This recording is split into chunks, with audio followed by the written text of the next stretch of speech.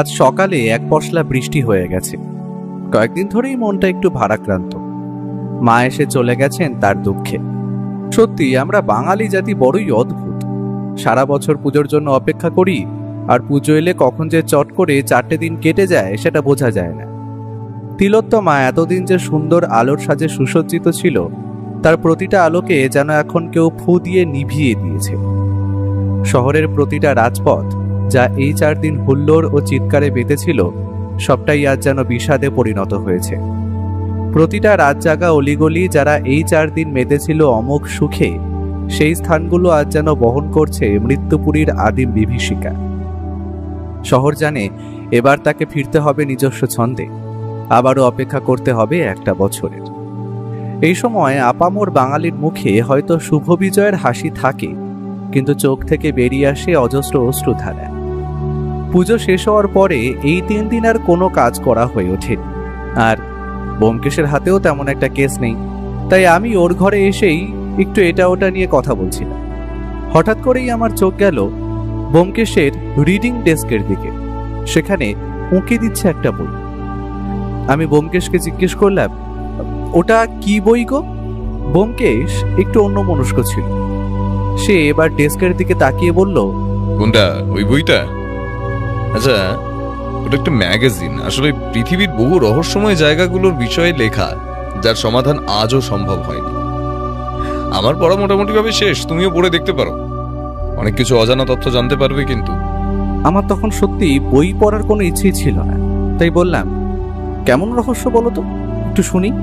ব্যোমকেশ হাসি মুখে বলল, যেমন ধরো, এই বইটার একটা অধ্যায় আছে যার নাম 5 মিস্টিরিয়াস ডোরস। সারা পৃথিবীতেই রয়েছে এমন 5টি দরজা।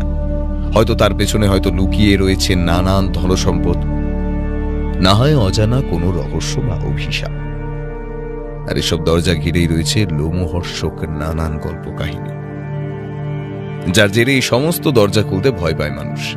যেমন স্বর্গের দরজা, নরকের দরজা, এই সমস্ত দরজাই স্থান পেয়েছে মানুষের কল্পনায়। তাদের মধ্যে অন্যতম যেমন চীনে 1974 সালে চীনের জিংওয়া প্রদেশে এক কৃষক পরিবার পাতকুয়ো খুঁড়তে গিয়ে সন্ধান পান কিছু পোড়া মাটির তৈরি মূর্তি। সঙ্গে সঙ্গে তারা তৎকালীন সরকারের নজরে আনেন গোটা বিষয়টা।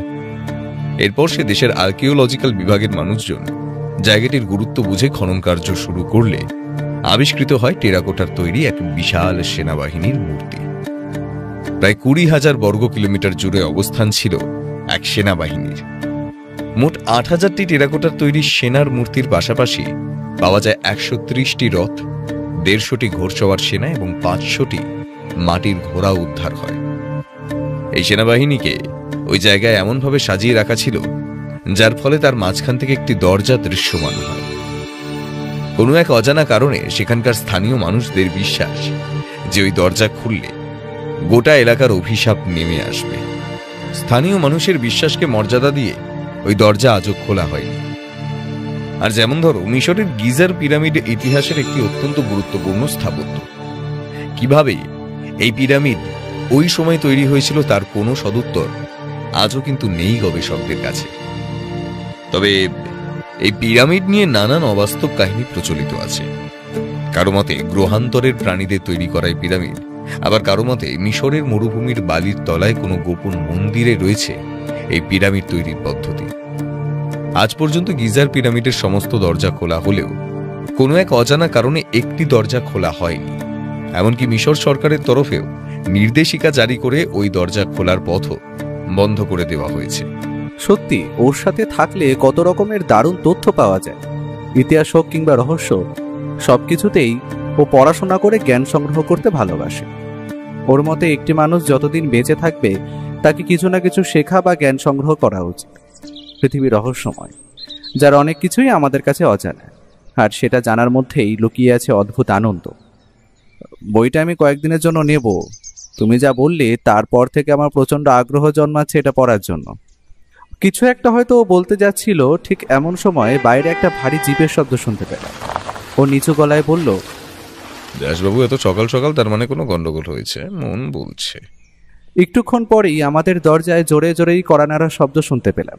ও বলল, দাসবাবুই এসেছেন, তবে ওনার মনে হচ্ছে ভালো মতোই চাপ যাচ্ছে, আর কোনো জটিল কেস হবে সেটা আশা করা যাচ্ছে। আমার অনুমান যদি ঠিক হয়, আজ মনে হচ্ছে মাথা খাটানোর মতো একটা কেস পাওয়া যাবে। আমি ওর দিকে তাকিয়ে বললাম, তা উনি যে কোনো জটিল সমস্যায় আছে তা তুমি বুঝলে কিভাবে?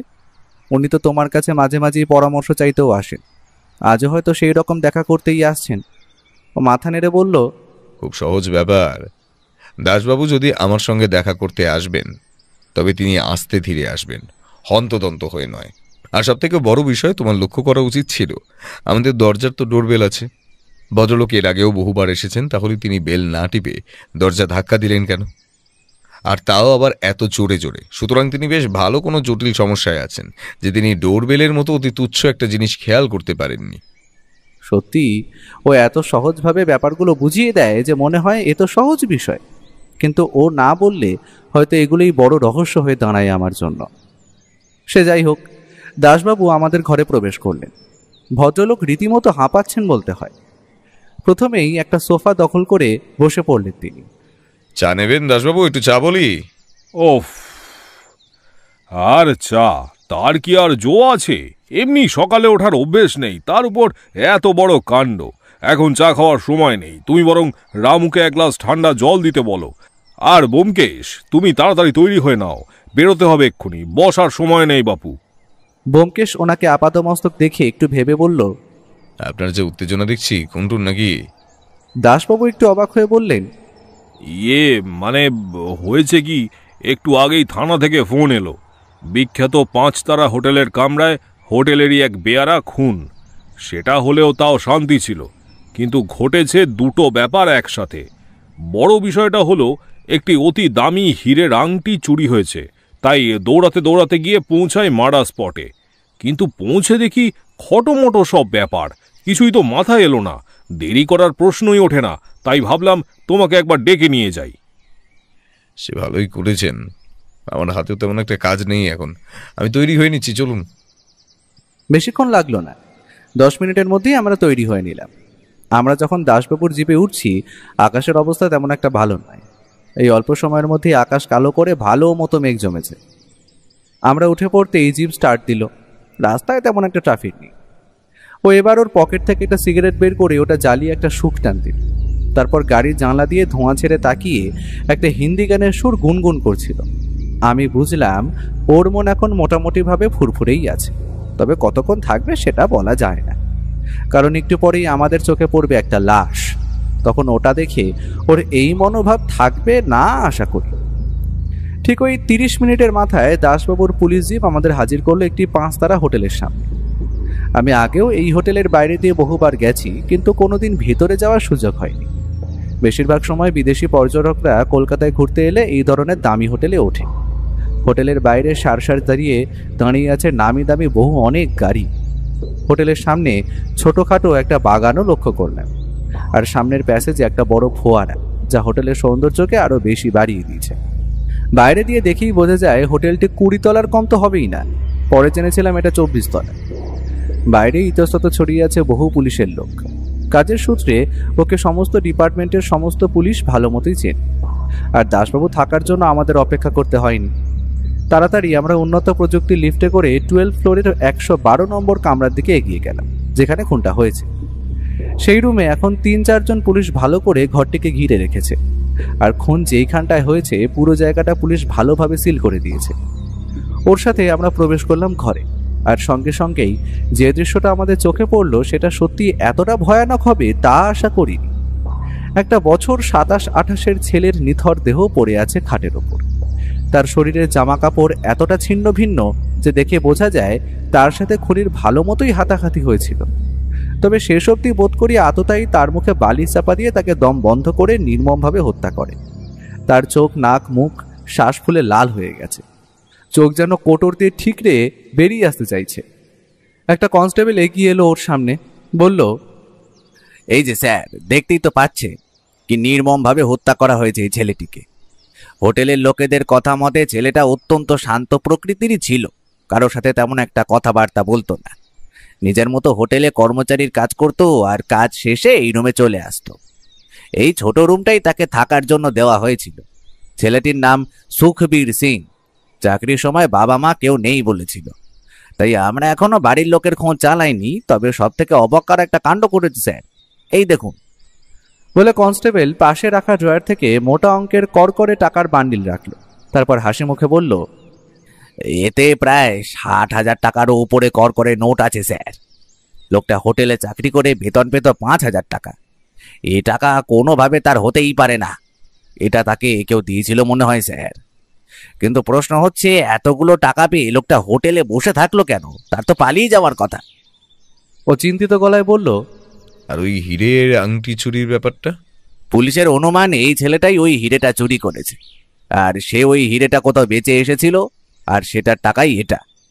ও হো হো করে হেসে বলল, সে যদি হিরেটা বেচেও দেয় তবে তার মোটে 60,000 টাকা পাওয়ার কথা নয়, কারণ সবাই একটা হীরের আংটির দাম জানে। আর তার থেকেও বড় কথা হলো, ছেলেটা যদি হিরেটা বেচেও থাকে তবে কেউ কেন তাকে খুন করবে? সবটা এতটা সোজা নয়। তোমরা ভালো করে ঘরটা সার্চ করো, হিরেটা হয়তো এখনো ওই ঘরেই কোথাও থাকতে পারে। আমি ততক্ষণ একটু হোটেলের ম্যানেজার ও যে মহিলার হীরের আংটি চুরি গেছে তার সঙ্গে একটু কথা বলে আসি, কেমন? 3 জন পুলিশ তৎক্ষণাৎ পুরো ঘরটা তন্ন তন্ন করে খোঁজা শুরু করে দিল। আমরা বেরিয়ে এলাম বাইরে। দাসবাবু আমাদের বললেন, ভদ্রমহিলা এই ফ্লোরের 128 নম্বর রুমে আছেন। চলো ওনার সাথে আগে একটু কথা বলে নি।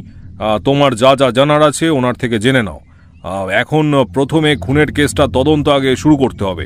আমি নিজ থেকে ম্যানেজারকে আমাদের সাথে দেখা করতে আসতে বলে দিচ্ছি।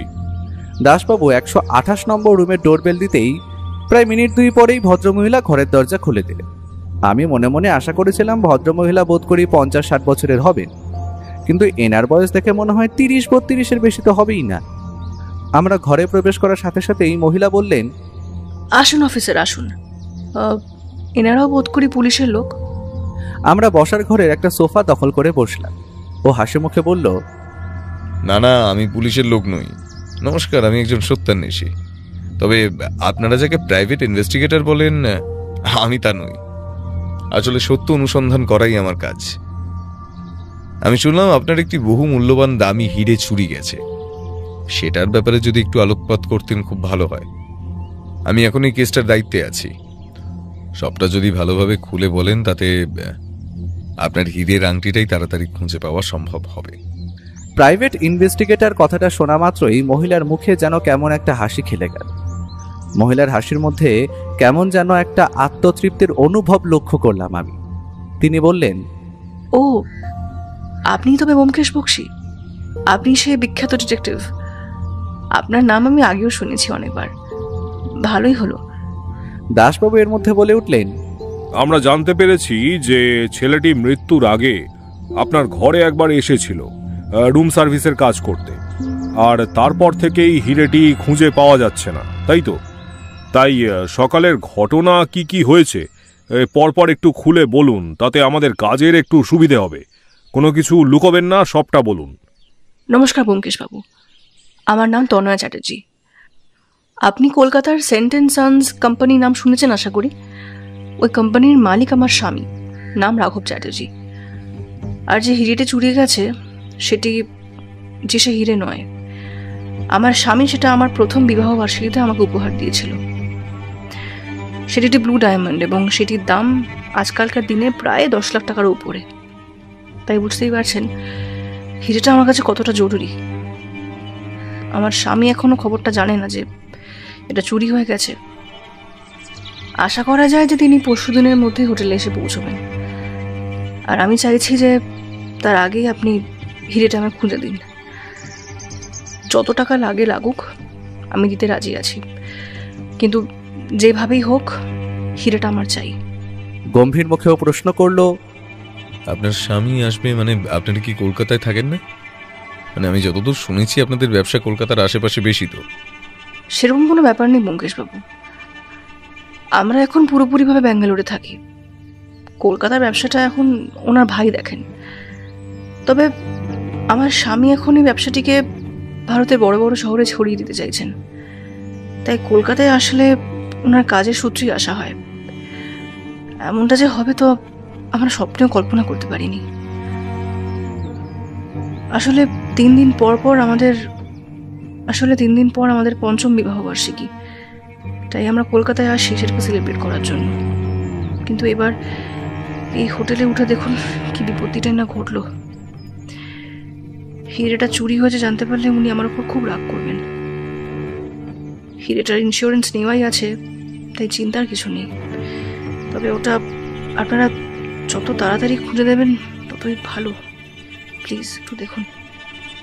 ও সবটা শুনে এবার একটু চিন্তা করে বলল, আচ্ছা, আর আপনার রুমে যে মৃত সুখবীর বলে ছেলেটি এসেছিল তখন আপনি কোথায় ছিলেন?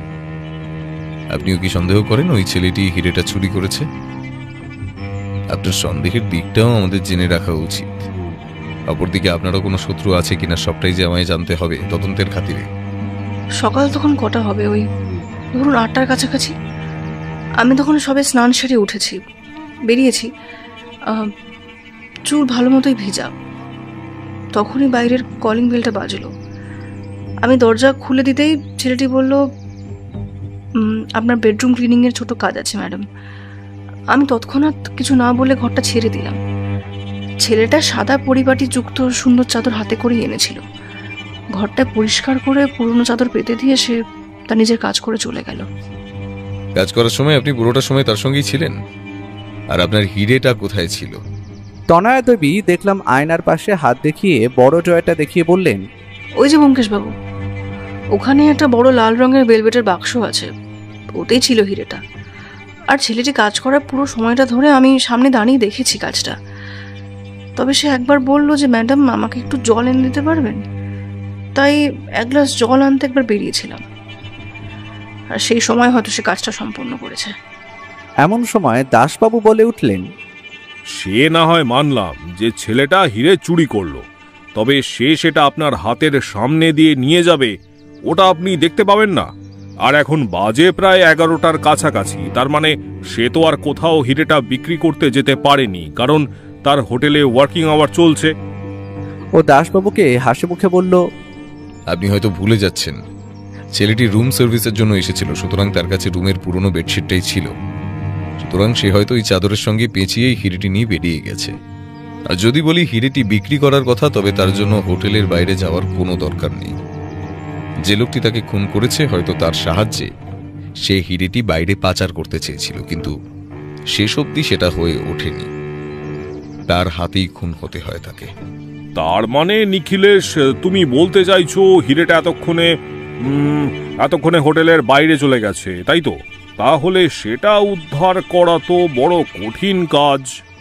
দাসবাবুর কথাটা শেষ হওয়ার আগেই হোটেল ম্যানেজার হন্তদন্ত হয়ে আমাদের ঘরে প্রবেশ করে হাঁপাতে হাঁপাতে বললেন,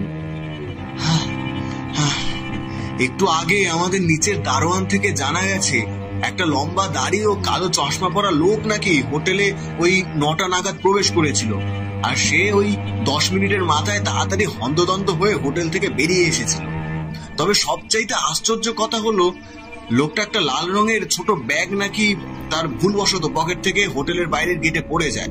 আর ব্যাগটা ওই লম্বা দাড়িওয়ালা লোকটার, তাতে দারোয়ানের কোনো সন্দেহ নেই। আমার মন বলছে ওই লোকটাই হয়তো খুন করেছে সুবীরকে। আমি তথ্যটা জানালাম কারণ তাতে হয়তো আপনার কাজে অনেকটা সুবিধা হবে। দাসবাবু এবার ম্যানেজারের কাছ থেকে লাল রঙের থলের মতো ব্যাগটা হাতে নিয়ে এগিয়ে দিল ওর দিকে। ও হাতে নিয়ে ব্যাগটা ভালো মতো দেখে বলল, আপনি একটু বসুন ম্যানেজার বাবু, আপনাকেও ছোট কয়েকটা প্রশ্ন করার আছে। এমনিতেই আপনি ব্যস্ত মানুষ, সুতরাং বেশি সময় নেব না আপনার, কথা দিলাম। ম্যানেজার একটা চেয়ার নিয়ে এগিয়ে বসলেন আমাদের সামনে। ও এবার ওনার দিকে ঘুরে বলল, আচ্ছা, যে সুখবীর ছেলেটা খুন হয়েছে তার ব্যাপারে যতটা জানেন আপনারা একটু খুলে বলুন তো। কি বলবো বলুন ব্যোমকেশ বাবু, এত কাজের ছেলে আর কোথায় পাওয়া যায় বলুন। ছেলেটা 2 বছর আগে আমার কাছে আসে একটা কাজের জন্য। আমারও তখন লোক লাগতো, তাই তাকে নিয়ে নি। তার দাবি খুবই অল্প ছিল, থাকা খাওয়ার বন্দোবস্ত হয়ে গেল, ওর কোনো কাজে কোনো আপত্তি ছিল না। আমাদের প্রতিটা ফ্লোরে কাস্টমারদের তদারকির জন্য একজন স্টাফ দরকার থাকে, আর এই ফ্লোরে সুবীর থাকতো। তেমন একটা চাহিদা ছিল না ছেলেটার, বেতন যা পেত তাতে সন্তুষ্ট ছিল। তবে তার একটা ভালো খাট বানানোর শখ ছিল, সে নাকি নিচে শুতে পারে না। তাই হোটেলের যে রুমে ওই যে রুমে থাকতো, তাই হোটেলের যে রুমটা দেখলেন ওতেই নিজের মতন করে কাঠের কাজ করে লোক ডেকে ভালো একটা মজবুত খাট তৈরি করে নেয়। পুরোটাই সে নিজের টাকায় করেছে, আমাদের আপত্তি থাকার কোনো কথাই নেই। কিন্তু হঠাৎ করেই যে এমন ভাবে কম বয়সী ছেলেটা চলে যাবে, এটা কিভাবে জানবো বলুন? যতবার ভাবছি আমার মন ভারাক্রান্ত হয়ে উঠছে। I am extremely sorry for that. আর ছেলেটির বাড়ির লোকের কোনো খোঁজ পাওয়া গেল? বডিটা এবার পোস্টমর্টম করা হয়ে গেলে তো পরিবারের হাতে তুলে দিতে হবে। যখন সুখবীর কাজে জয়েন করে, সেই পরিচয়ে তার বাবা মা দুজনে মৃত বলে। তাই আমার তেমন একটা আমি জোর দিইনি তাকে। তবে পুলিশ শুনলাম একজন দূর সম্পর্কের আত্মীয়র খোঁজ পেয়েছে, তাদের হাতেই বডি তুলে দেওয়ার জন্য আশা করি। ও হাসি মুখে নমস্কার জানিয়ে বলল, ঠিক আছে ম্যানেজার বাবু, আপনাকে অসংখ্য ধন্যবাদ। এখন আপনার কাজ শেষ, তবে পরে দরকার হলে নিশ্চয়ই আপনার সাহায্য পাব। ভদ্রলোকও প্রতি নমস্কার জানিয়ে বেরিয়ে গেল। সঙ্গে সঙ্গে তনয়া দেবী বললেন, আমার ব্যাপারটা আপনি দেখছেন তাই তো ব্যোমকেশবাবু? দয়া করে আমার হীরের আংটিটা আমাকে খুঁজে দিন, যত টাকা লাগে আমি দেব। ও হাসি মুখে বলল, কেসটা আমি নিলাম, আপনার চিন্তার কোনো কারণ নেই। তবে হিডেটা যে 3 দিনেই পাবেন সেটা কিন্তু আমি কোনো রকম আশ্বাস দিতে পারছি না।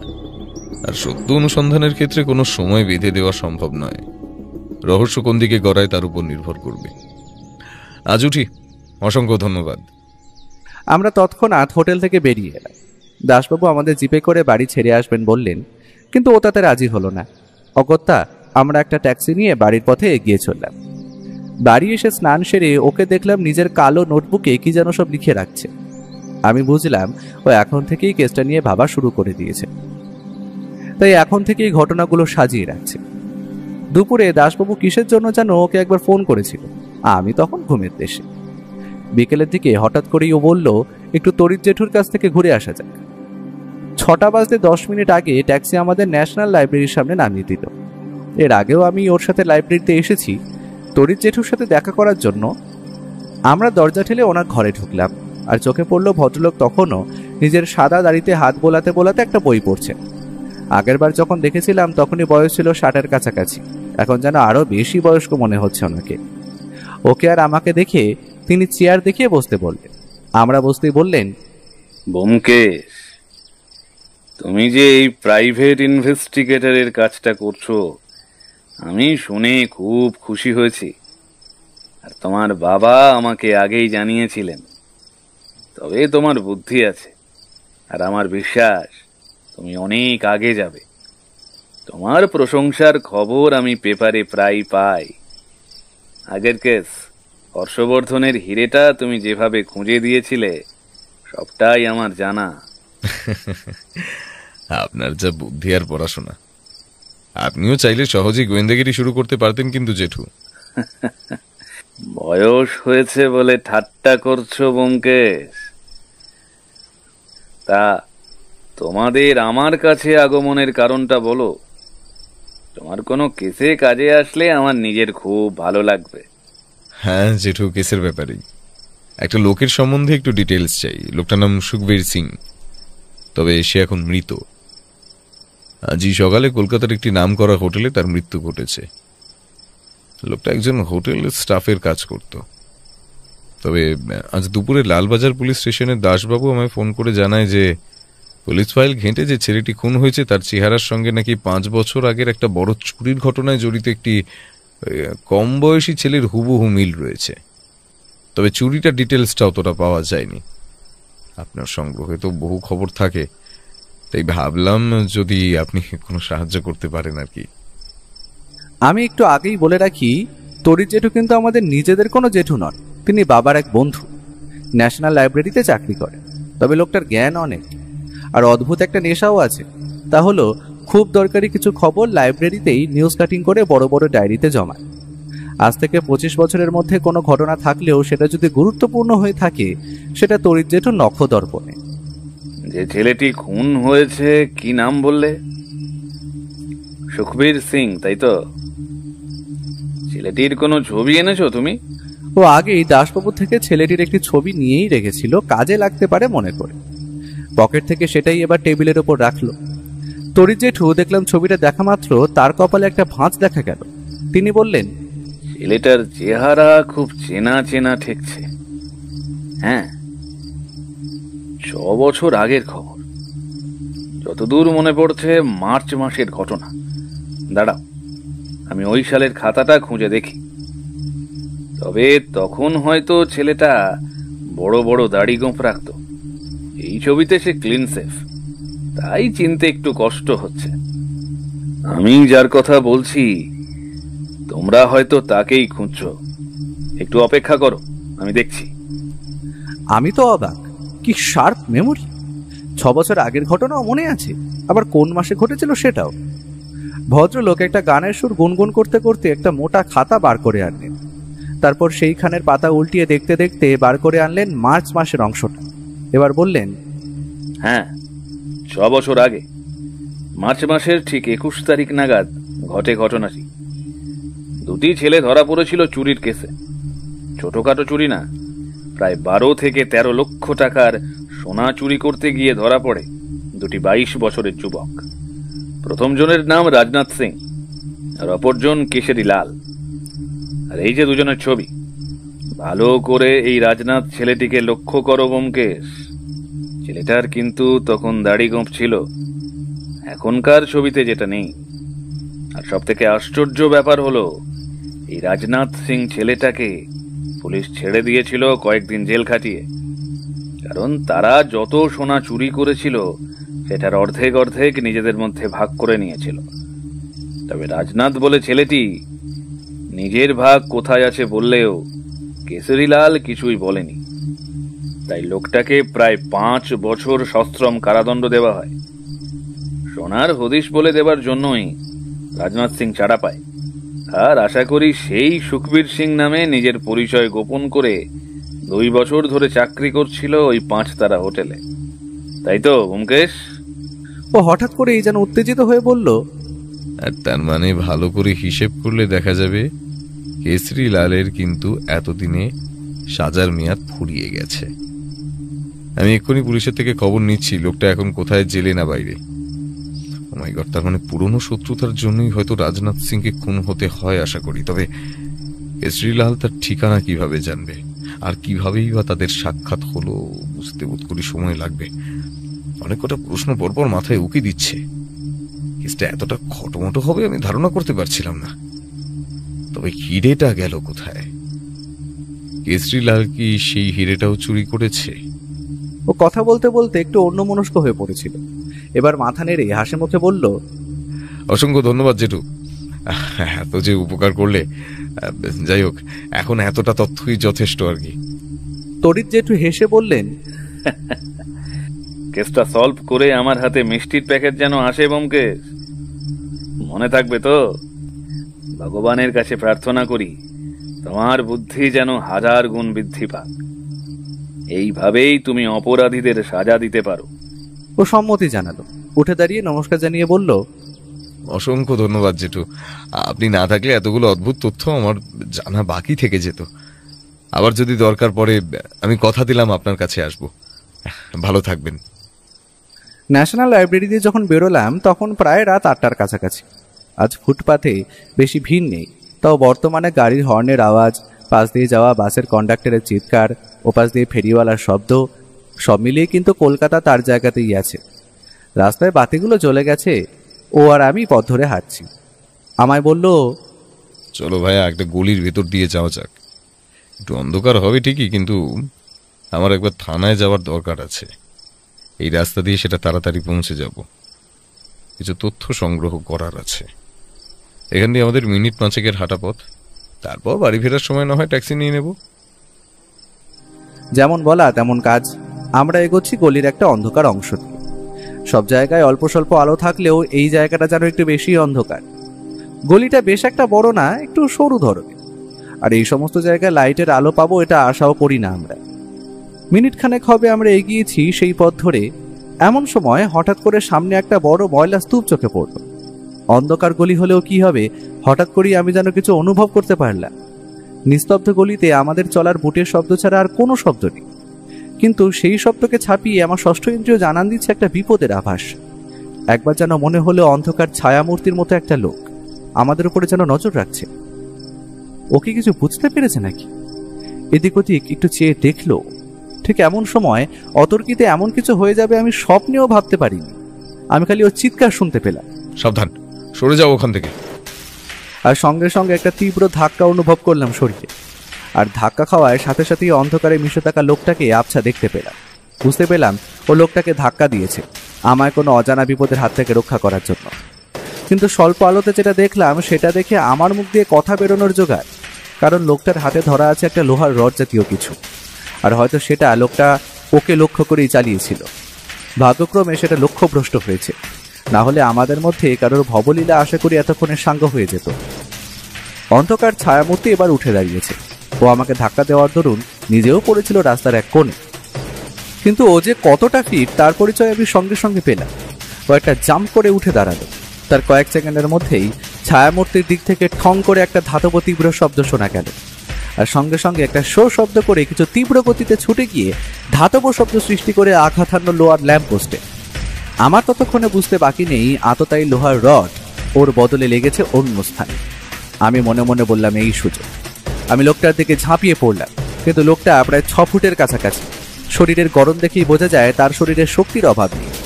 সে আমাকে তীব্র গতিতে ঠেলা মেরে ফেলে দিল রাস্তার এক কোণায়। ঠিক এমন সময় লোকটা সুযোগ বুঝে ছুটে পালানোর চেষ্টা করলো, কিন্তু হঠাৎ আমার ওর দিকে নজর গেল। বুঝলাম ও লোকটার ওপর হামলে পড়েছে। প্রবল ধস্তাধস্তির শব্দ আসছে কানে। একটা কালো শরীর ঝাঁপিয়ে পড়েছে ওর উপরে। আমি অন্ধকার লক্ষ্য করে দেখলাম লোকটাকে একটা মোক্ষম প্যাঁচ দিয়ে ধরাশায়ী করলো, কিন্তু একটা আচমকা লোহার রডটার ওপরের অংশ আঘাত হানে ওর বাম হাতে। আর সেটা লাগার সাথে সাথেই ও মাটিতে, আর সেই ফাঁকে লোকটা লোহার রডটা নিচে ফেলে তীব্র গতিতে ছুটে পালালো। আমি ওর দিকে এগিয়ে গিয়ে বললাম, এই তুমি ঠিক আছো তো? ওর হাতের ওপর হাতটা রেখে একটু জখম হওয়া জায়গায় হাত বোলাতে বোলাতে বলল, উনি যে আমাদের হাতেই আছে সেটা এখন সহজেই আন্দাজ করতে পারছি। আর লোকটাকে মনে হচ্ছে আন্দাজ করতে পারছি। ওর হাতে একটা অস্ত্র ছিল। আমি খালি একটু পানি আনতে পারলে বাবাজিকে শ্রীঘর দেখিয়ে ছাড়তাম। পালিয়ে আর যাবে কোথায়, ঠিক ধরে নেব। আমি কিছুই বুঝতে পারলাম না যে ও কি বলতে চাইল। ওর মাথায় যে কিছু চলছে সেটা ও ছাড়া কেউ জানে না। গলিটা দিয়ে এগিয়ে গিয়ে পড়লাম বড় রাস্তায়। সেখানে একটা ট্যাক্সি আগে থেকেই দাঁড়িয়েছিল। আমরা উঠে বসতেই গাড়িটা চলতে শুরু করলো। আসলে ওর হাতটা একটু জখম হয়েছিল, তাই সে আগে বাড়িতে যাওয়াই ঠিক করলো। থানার তথ্যগুলো পরে সে দাসবাবুকে ফোন করে জেনে নিয়েছিল, এবং সে তার উপর অতর্কিত হওয়ায় আক্রমণের কথাও জানায়। বাড়িতে ওর মুখটা দেখলাম কেমন যেন গম্ভীর, মানে ও কিছু একটা নিয়ে চিন্তা করছে। খাওয়ার টেবিলেও কিছুই বলল না। আমি জানি এখনও নিজেকে ডুবিয়ে দেবে নিজের ভাবনার জগতে। ওর মনে এখন চলছে হাজারো প্রশ্নের ঝড়। খাওয়া দাওয়া শেষ করে যখন ওর ঘরে গেলাম তখনও নিজের মনে একটা সিগারেট জ্বালিয়ে এদিক ওদিক ইতস্তত পায়চারি করছে। আমি ওকে জিজ্ঞেস করলাম, আচ্ছা তোমার কি মনে হয় যে লোকটা সুখবীর সিংকে খুন করেছিল সেই কি আমাদের উপর আজ হামলা করলো? ও সেই রকমই চিন্তিত স্বরে হাঁটতে হাঁটতে বলল, কেশরীলালের কথা বলছো? হলে হতেই পারে, কিন্তু আমাদের এটা মাথায় রাখতে হবে যে খুনের সময় সে ছদ্মবেশে ছিল, সুতরাং সে যে ছদ্মবেশ ধরতে পারে সেটা ভুলে গেলে চলবে না। আর আমাদের মূল লক্ষ্য কিন্তু হিরেটা উদ্ধার করা। এবার প্রশ্ন হলো, সে যদি হিরেটা চুরি করে পেয়ে গিয়েই থাকে তবে সে আমাদের উপর হামলা করবে কেন? যার কাছে লক্ষ লক্ষ টাকার হিরে থাকবে সে আশা করি অন্ধকার গলিতে কাউকে আক্রমণ করার কথা চিন্তা করবে না, কারণ তার কাজ হাসিল করে তখন গা ঢাকা দেওয়ার কথা। এই জন্যই রহস্যটা ধীরে ধীরে এতটা ঘোরালো লাগছে। প্রতিটা মুহূর্তে যেন রহস্যগুলো আমায় চ্যালেঞ্জ জানাচ্ছে। আমি কথাগুলো মন দিয়ে শুনছিলাম, তাই হয়তো ব্যাপারটা খেয়াল করতে পারি। কিন্তু যখন দেখলাম সেটা দেখে আমি তো অবাক, কারণ যে লাল ছোট ব্যাগটা হোটেলের বাইরে দারোয়ান পড়ে থাকতে দেখেছিল সেটা ওর বসার ঘরের টেবিলেও এনে রেখেছিল। আর ওটা যেভাবে রাখা, ও হয়তো কাজের জন্য ওটার দিকে মন দিতে পারেনি। আমি একটা অদ্ভুত অবাক করা কাণ্ড দেখলাম। লাল ব্যাগটার আশেপাশে যেন অনেকগুলো পিঁপড়ে ঘোরাফেরা করছে। ব্যাপারটা লক্ষ্য করার সাথে সাথেই আমি এগিয়ে গেলাম। তারপর সেটা তুলে নিলাম হাতে। বড় বড় ধরনের ডেও লাল পিঁপড়ে ব্যাগটার ভিতরের অংশেও প্রবেশ করেছে। আমি এটা হাতে নিয়েছি, ও কি যেন একটা দেখে ভূত দেখার মতো চমকে উঠল। তারপর তাড়াতাড়ি এগিয়ে এসে ওটা ছিনিয়ে এনে নিজের হাতে নিয়ে দেখে বলল, পেয়েছি পেয়েছি। এত সহজ ব্যাপারটা আমার বুঝতে এতটা সময় লেগে গেল, কি মূর্খ আমি। না না, তদন্তে এবার একটা বড় মোড় দেখা যাচ্ছে। আমি সন্দেহটা আগেই করেছিলাম, তবে এখন তার আরো বেশি সুস্পষ্ট হলো। আর আমার মন বলে চোর এখনো তার সব থেকে বড় মূল্যবান সম্পদ পায়নি। আর আবার সে চেষ্টা করবে সেই সম্পদ উদ্ধার করার। আর সেটাই হবে আমাদের কাছে মোক্ষম সুযোগ ওকে ধরার। কি বলেছে তোকে ধন্যবাদ দেবো বুঝতে পারছি না। কখনো কখনো সহজ সরল ব্যাপারগুলো আমাদের চোখের সামনেই ছড়িয়ে থাকে, আমরা সেটা খালি খুঁজে পাই না। এখন একটা টেলিফোন করতে হবে তাড়াতাড়ি। ও যে কি বুঝতে পেরেছে ওটা ও নিজেই জানে। আমি উত্তর চাইলেও সেটা পাবো না তা ভালো মতোই জানি। খালি ফোনের কথা শুনে যা বুঝলাম, ও হোটেলে যে কামরায় খুন হয়েছিল তার থেকে পুলিশি পাহারা তুলে নিতে বলল। আর কালকের দিনে যে কিছু হবে সেটাও ভালোভাবে বুঝিয়ে দিল দাসবাবুকে। আমি ভালোই বুঝতে পারছি হয়তো কাল আমরা সত্যিই কারোর অপরাধীর দেখা পেতে পারি। আর সেটা টোপ দেওয়ার জন্য আজ সে পাহারা তুলে নেওয়ার নির্দেশ দেয়। সেই রাতে আমার অতটা ভালো ঘুম হলো না, কারণ এতগুলো প্রশ্ন মনে মনে গিজগিজ করছে, তার আর অন্ত নেই। পরের দিন সকালে যখন ঘুম থেকে উঠলাম, ও দেখি দিব্যি তার দাড়ি কামিয়ে যোগ ব্যায়াম সেরে খুশি মেজাজি আছে। ওর হয়তো মনের মধ্যে সমস্ত রহস্যের জট খোলা হয়ে গেছে। আজ সে বেলা 10টার দিকে বাড়ি ছেড়ে বেরিয়ে গেছিল। ফিরতে ফিরতে ওর প্রায় বিকেল 4:30 বেজে যায়। আমি সেই সময় ফাঁকা থাকায় ওর লাল রঙের ডায়েরিটা একবার খুলে দেখেছিলাম, যেখানে ও এসে সমস্ত তথ্য লিখে রাখে। এই কেসটার ব্যাপারেও প্রায় 2 রকম কালির পেন ব্যবহার করেছে এবং প্রায় অনেকগুলো প্রশ্ন সাজিয়ে রেখেছে। আমি বুঝতে পারলাম যে প্রশ্নগুলোর সমাধান কি কি হতে পারে, তার জন্য ও আছে। প্রশ্নগুলো খুবই খটোমটো। 1 নম্বর, সুখবীর সিং লোকটা অপরাধী হলে সে কেন এত বছর সেই হোটেলে অল্প কিছু টাকার জন্য সেই হোটেলে থেকে গিয়েছিল? 2 নম্বর, খুনি কি সত্যি খুন করতে এসেছিল না এটার পেছনে আলাদা কিছু কারণ আছে? 3 নম্বর, চোরের হামলা হওয়ার কারণ কি? সে তো 10 লক্ষ টাকার হিরে পেয়ে গেছে, তবে কি সেটা তার হাতে আসেনি? তার পিছনে আরো বড় কোনো ষড়যন্ত্র কাজ করছে না তো? 4, খুন করাই কি খুনির বা কেশরীলালের মূল উদ্দেশ্য ছিল, না সে বাধা পেয়ে সেটা করেছে? তবে সুখবীরের পকেটে 20,000 টাকার নোট পাওয়া যাবে কেন? 5, তনয়া চ্যাটার্জির কি কলকাতা আবাসিক আর তার স্বামী কোনোভাবে এটার পেছনে জড়িয়ে নেই তো? 6, হিরে তার সঠিক জায়গাতেই আছে, তবে আবার কি খুনি সুযোগে সদ্ব্যবহার করতে আসবে, আর সেটা কখন? 7, ইন্স্যুরেন্স। আমি সবকটা প্রশ্ন ভালোভাবে বুঝতে পারলেও ও কিন্তু সবশেষে ইন্স্যুরেন্স কেন লিখেছে সেটা বুঝতে পারলাম না। আর খুনি যদি হিরে পেয়ে গিয়ে থাকে, আমার মনে হয় না সে ওর ফাঁদে পা দেবে। দেখা যাক এবার জল কত দূরে এগোয়। তবে ওর কাছে বহু কেস আসলেও এটা যেন অনেক বেশি কঠিন, রহস্যের যেন শেষ নেই। বিকেল 4:30 নাগাদ ফিরে এসে ফ্রেশ হয়ে ও খাবার টেবিলে খেতে খেতেই বলল, একটা আরো বড় ব্যাপার জানা গেল বুঝলে ভাইয়া। মিসেস চ্যাটার্জি আর মিস্টার চ্যাটার্জিদের ব্যবসা খুব একটা ভালো অবস্থায় নেই। আর মহিলা এই খারাপ সময় কেন যে প্রায় 4-5 দিন ওই রকম দামি 5 তারা হোটেলে এসে উঠে বসে আছেন, সেটা সব থেকে বড় সন্দেহের কারণ। যেখানে হোটেলের 1 সপ্তাহের খরচ প্রায় আমাদের মতো সাধারণ মানুষের 3 মাসের আয়ের সমান। তবে আজ রাতে অ্যাকশন হবে আন্দাজ করতে পারছি। তুমি তৈরি থেকো, এতক্ষণে আশা করি যার কাছে খবর পৌঁছানোর কথা পৌঁছে গেছে। আমরাও এবার প্রস্তুতি নেব। আজ রাত ঠিক 9টার দিকে আমরা দুজনে যাব হোটেলে। আমাদের হোটেলে যাওয়ার খবরটা কেউ জানতে পারবে না, শুধু কয়েকজন ছাড়া, যেমন দাসবাবু আর হোটেল ম্যানেজার। আমি অবাক হয়ে বললাম, মানে তুমি তনয়া দেবীকেও জানাতে চাইছো না? অবশ্যই না, এসব কেসে কাউকে ভরসা করা চলে না ভাইয়া। আর আমার সন্দেহ যদি সত্যি হয় তবে কিন্তু। ও আমার কথা শুনে একটু হাসলো। আমরা এবার বসে রইলাম কখন রাত হবে তার অপেক্ষায়। আর আমি যেন প্রতিটা মুহূর্ত শিহরিত হয়ে উঠছি রহস্যের জট খোলার কথা চিন্তা করে। আর আজ রাতে এত কিছু হবে যখন, আমার মন বলছে ছদ্মবেশী পুলিশ বাহিনী ঠিক থাকবে। রাত একটু বাড়ার সাথে সাথেই আমরা 8টা নাগাদ তৈরি হয়ে নিলাম। ওকে দেখলাম ওর পিস্তলটা নিতে ভোলেনি। আশা করি এটা চালানোর মতো পরিস্থিতি হবে না। তবে ও বিপদে আঁচ পেলে সেটা সবসময় সঙ্গে রাখে। আর যেখানে একজন খুনি আসছে, তার কাছে কোনো আগ্নেয়াস্ত্র থাকাটা অস্বাভাবিক কিছু নয়। প্রায় 8:30 নাগাদ আমাদের বাড়ির নিচে একটা জিপের শব্দ শুনতে পেলাম।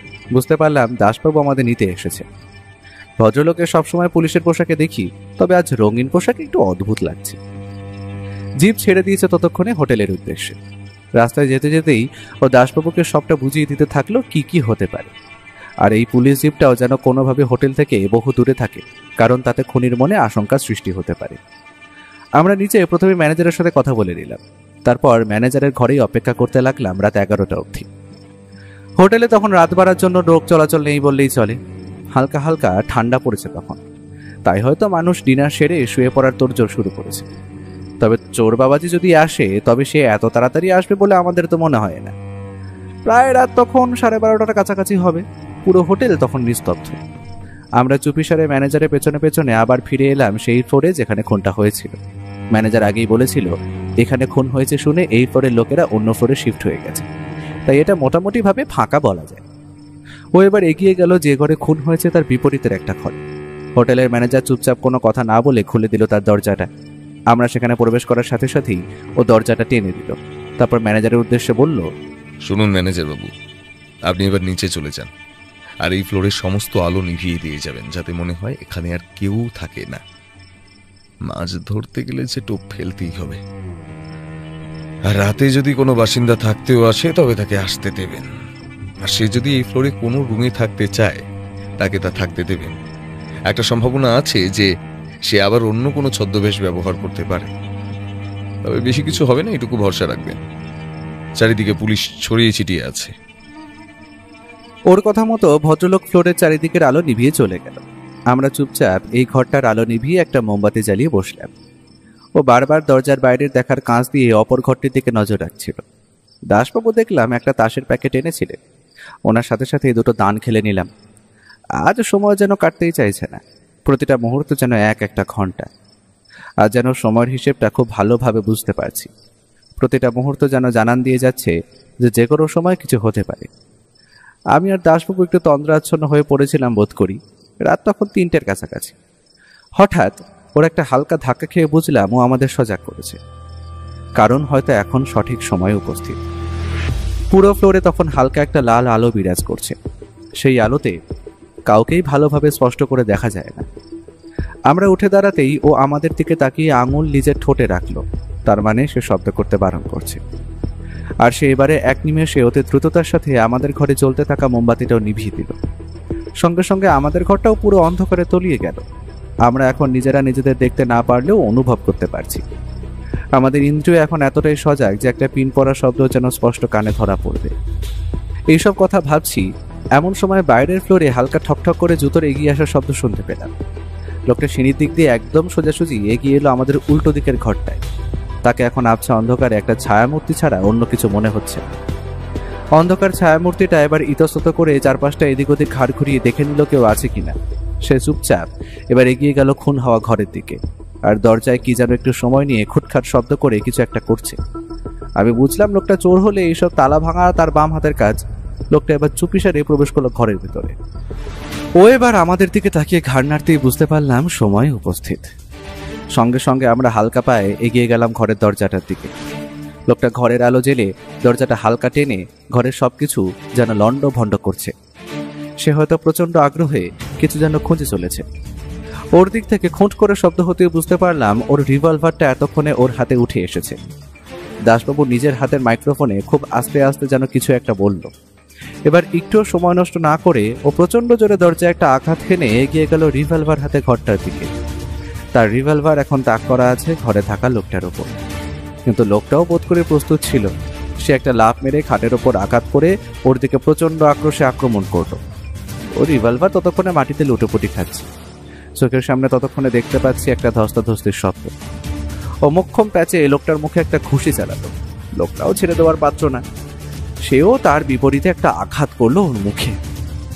একটুক্ষণের জন্য হয়তো ও অন্যমনস্ক হয়েছে, কিন্তু তার আগে এই লোকটা মাটিতে পড়ে থাকা রিভলভারটা দেখতে পেয়েছে। আমি ততক্ষণে বুঝে গেছি আমার করণীয় কি। অতি দ্রুত একটা লাফ মারলাম সেই দিকে। টেবিলের ওপর থাকা একটা কাঁচের গ্লাস ভেঙে হলেও একটা ডিগবাজি খেয়ে আমি পৌঁছে গেলাম রিভলভারটার কাছে। ওটা হাতে আসতেই আমি সেটা ওর দিকে ছুঁড়ে মারলাম, আর সঙ্গে সঙ্গে ও প্রচন্ড স্পিডে একটা ক্যাচ করে ধরে দিল সেটা। আর ঠিক সেমন সময় বাইরে অনেকগুলো লোকের বুটের শব্দ শুনতে পেলাম। ততক্ষণ আর বলে দিতে হবে না যে পুলিশের প্রায় 10টা বন্দুক তখন তাক করা অপরাধীর দিকে। কেশরীলাল নামক লোকটা তখন রাগে ফুঁসছে। তার চোখ যেন লাল হয়ে উঠেছে। প্রতিটা মুহূর্তে তার হিংস্রতা যেন ফুটে উঠেছে তার শরীরে। সে চিৎকার করে বলল, আমাকে ফাঁসানো হয়েছে, আমি আমি হিরে চুরি করিনি, আমাকে যেতে দাও, সব কটাকে দেখে নেবো, কিন্তু আমি কাউকে ছাড়বো না। ও হাসি মুখে তার কাছে এগিয়ে গিয়ে বলল, তুমি একদম ঠিক বলেছো কেশরীলাল, হিরে তুমি পাওনি, কিন্তু সেটা চুরি করতে এসে খুনটা যে তুমি করেছো, ওটার দায় কি তুমি অস্বীকার করতে পারো? অত তেজি লোকটার তেজ যেন হঠাৎ করেই উবে গেল। তার দিক থেকে যে আর কোনো উত্তর আসবে না সেটা সহজেই অনুমান করা যায়। ঠিক এমন সময় হোটেল ম্যানেজার দুটো পুলিশ সমেত তনয়া দেবীকে এই রুমের বাইরে এনে হাজির করে বলল, দেখুন ব্যোমকেশ বাবু, এই মহিলা এখন এত রাতে পালাবার চেষ্টা করছিল কাউকে কিছু না বলে। নিচে ভাগ্যিস পুলিশ ছিল, ওরাই ধরেছে। আমার মনে হয় এ অনেক কিছু জানে, একেই ধরে জেরা করুন। মিসেস চ্যাটার্জি, আপনি এত বড় ঘরের মহিলা, আপনি দাঁড়িয়ে থাকবেন কেন? আসুন, ঘরে আসুন, ওই চেয়ারটায় গিয়ে বসুন। দাসবাবু, সবাইকে একটু ভেতরে আসতে বলুন, তবে পুলিশরা কেউ যেন তাদের বন্দুক না নামায়। আপনাদের একটা গল্প বলবো, কেমন? একটু দাঁড়ান। বলেও পকেটে হাত ঢুকিয়ে বার করে আনলো একটা সিগারেট, তারপর সেটা আগুন জ্বালিয়ে দিল। একটা বড় শুকটান দিয়ে সে এবার বলা শুরু করলো। কি মিসেস চ্যাটার্জি, আপনি তো আমাকে হিরে খোঁজার দায়িত্ব দিয়েছিলেন, তবে আপনি নিজেই রাতের অন্ধকারে পালাচ্ছিলেন কেন, একটু জানতে পারি? মিসেস চ্যাটার্জির মুখটা ততক্ষণে কিশমিশের মতো চুপসে গেছে। তিনি আতঙ্ক ভরা কণ্ঠে বললেন, ওই কেশরীলাল চোর, ও চুরি করেছে আমার হিরেটা, ওকেই আপনারা ধরুন।